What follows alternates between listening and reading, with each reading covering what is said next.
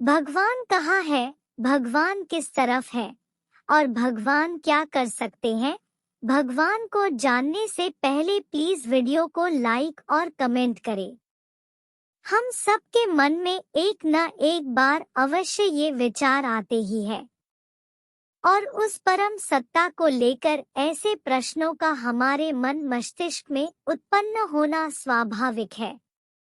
ये हमारी बुद्धि विवेक की पहचान है कि हमारे मन में ऐसे प्रश्न आते हैं। तो आज हम इन प्रश्नों का जवाब जानने का प्रयास एक कथा के द्वारा करेंगे। एक बार की बात है, किसी नगर में एक ब्राह्मण रहता था जो कर्मकांड के जरिए अपना जीवन यापन करता था। एक समय उस राज्य के राजा ने अपने राज्य में एक अनुष्ठान का आयोजन किया और उस ब्राह्मण को उस अनुष्ठान के पूर्णाहुति हेतु बुलाया। राजा बहुत ही धार्मिक प्रवृत्ति का इंसान था। समय समय पर अनुष्ठान इत्यादि का आयोजन करता रहता था तथा ब्राह्मणों की सेवा सत्कार करता रहता था। उस दिन भी अनुष्ठान की पूर्णाहुति उपरांत राजा ने ब्राह्मण की सेवा की, उन्हें भोजन इत्यादि प्रदान किया, दक्षिणा इत्यादि भी दी, लेकिन कहीं न कहीं राजा के मन वो प्रश्न घूम रहा था और उनसे रहा नहीं गया और राजा ने ब्राह्मण से पूछा कि हे ब्राह्मण श्रेष्ठ, कृपया मेरे प्रश्नों का जवाब दे जो मेरे मानस पटल में बहुत दिनों से कौतूहल मचाए हुए है। ब्राह्मण ने सोचा कि मैंने तो वेद वेदांत का पाठ किया है, पता नहीं कितने शास्त्रार्थ में भाग लिया है, तो राजा के प्रश्नों का उत्तर तो दे ही सकता हूँ। और ब्राह्मण ने राजा से प्रश्न पूछने को कहा। राजा ने अपने प्रश्न ब्राह्मण के सामने रखे कि हे ब्राह्मण देव, आप बताइए कि भगवान कहाँ है, वो किस दिशा की तरफ अपना मुख किए हुए है और वो क्या क्या कर सकते हैं। राजा के इन प्रश्नों ने ब्राह्मण देव को भ्रमित कर दिया। उसने सोचा इन प्रश्नों का जवाब कैसे दूं, इनके जवाब तो मुझे भी समझ नहीं आ रहे हैं। इन्होंने मेरा इतना सत्कार किया है और अगर इनके प्रश्नों का उत्तर नहीं दिया तो मुझे अपमानित होना पड़ेगा, साथ ही साथ राजा के क्रोधित होने पर वो मुझे दंडित भी कर सकते हैं।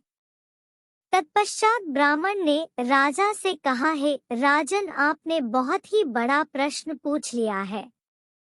इसके लिए कई ग्रंथों इत्यादि को दोबारा देखने की आवश्यकता है, इसलिए आप मुझे थोड़ा समय प्रदान करें, उसके बाद मैं आपके प्रश्नों का उत्तर सही रूप में दे सकता हूँ।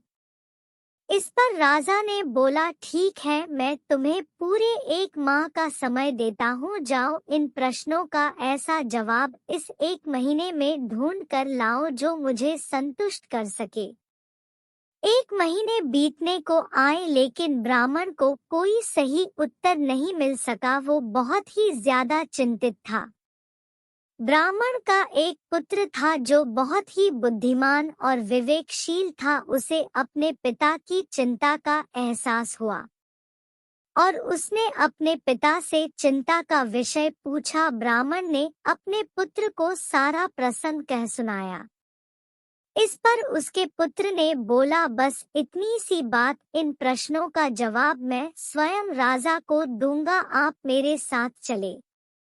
दोनों ब्राह्मण पिता पुत्र राजा के दरबार में पहुंचे और राजा का अभिवादन कर ब्राह्मण ने बोला, हे राजन, आपके प्रश्नों का जवाब मेरा पुत्र देगा। इस पर राजा ने बोला, ठीक है, मुझे मेरे तीनों प्रश्नों का जवाब दो और मुझे अपने जवाब से संतुष्ट करो।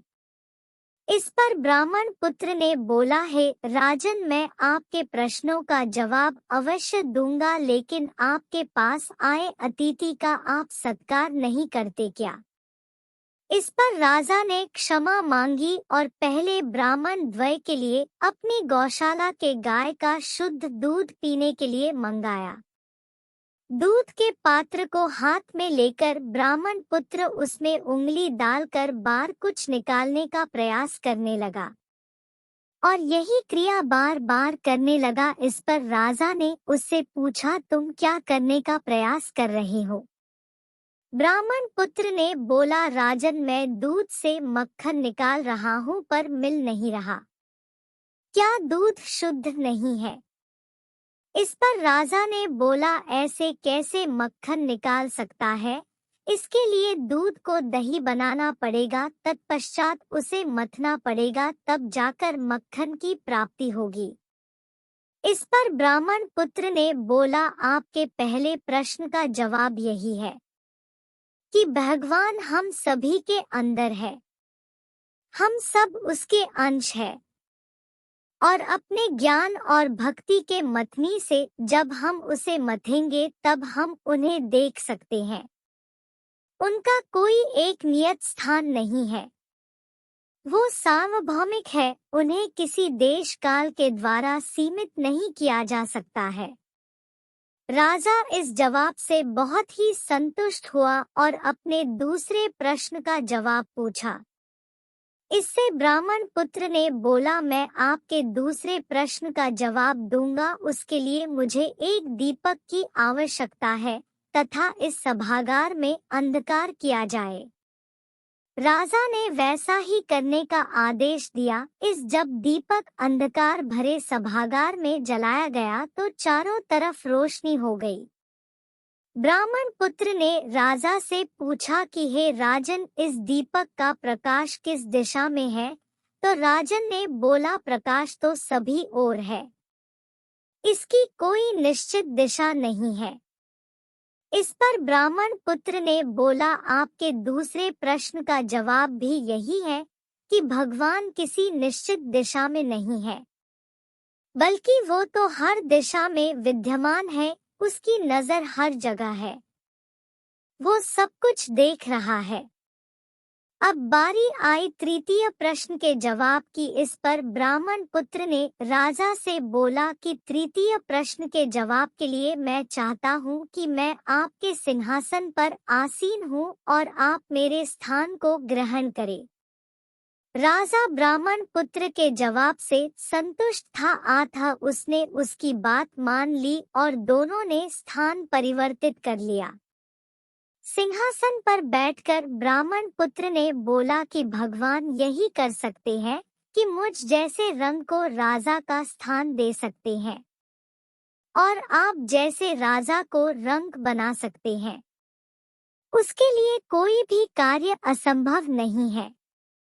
निष्कर्ष, राजा के ये 3 प्रश्न हम सभी के मन में अवश्य आते हैं और हमें भी इनके जवाब जानने की लालसा रहती है। जिस प्रकार ब्राह्मण पुत्र ने जवाब दिया और राजा को प्रसन्न एवं संतुष्ट किया, उससे ही हम इस बात को मान सकते हैं जिसे हम हमेशा सार्वभौमिक, सर्वज्ञाता एवं कर्ता धर्ता इत्यादि की उपाधि देते हुए उसका पूजन अर्चन करते आए हैं। तो यही तो उसकी खूबियां। उन्हें किसी दिशा तक सीमित नहीं किया जा सकता है। उनकी शक्ति को सीमित रूप में नहीं जाना जा सकता है, बल्कि शक्ति भी उन्हीं का अंश है। उन्हें किसी देश काल के द्वारा परिमित नहीं किया जा सकता है। बस आवश्यकता है उन्हें जानने की और इसके लिए सच्चे मन और श्रद्धा से उनकी आराधना करनी होगी और अपने कर्म और कर्तव्यों का सही से पालन करने से ही होगा।